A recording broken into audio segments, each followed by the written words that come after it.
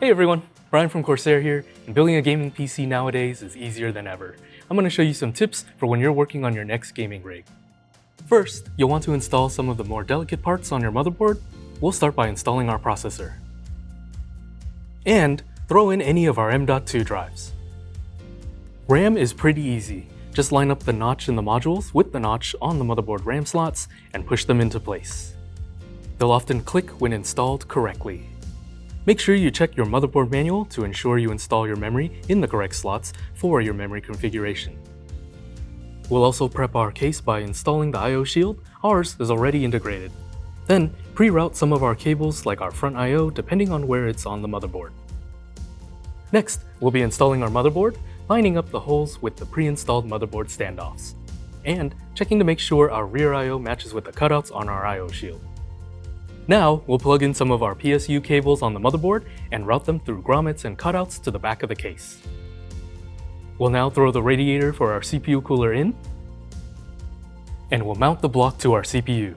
Our coolers have fresh thermal paste pre-applied from the factory, but if you're reusing a cooler or you want to throw on your own thermal paste, make sure to clean the cold plate on your cooler as well as your processor with some isopropyl alcohol before applying new paste. With most of our core components in place, let's make sure everything is plugged into our motherboard, starting with our front I/O cables and our USB cables. You'll also want to plug in any fans or pumps that aren't going to be connected to a dedicated fan controller at this point.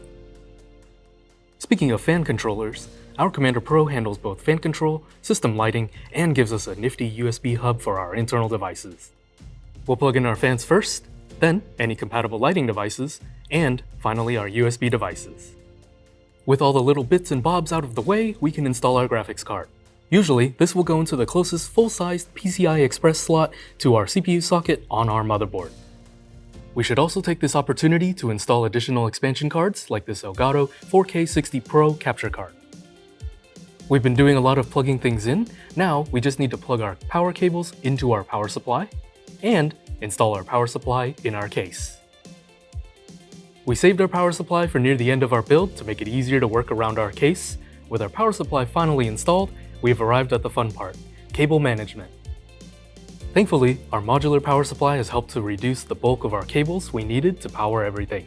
But we still want to make this presentable, so I'm going to grab some zip ties and see if I can wrangle some of this rat's nest.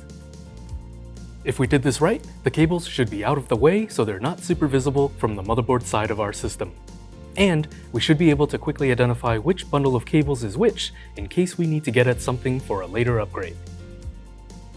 Now that your system is assembled, it's ready for an OS, drivers, software, and most importantly, your games.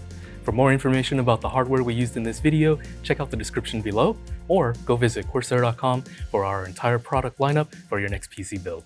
Good luck, have fun.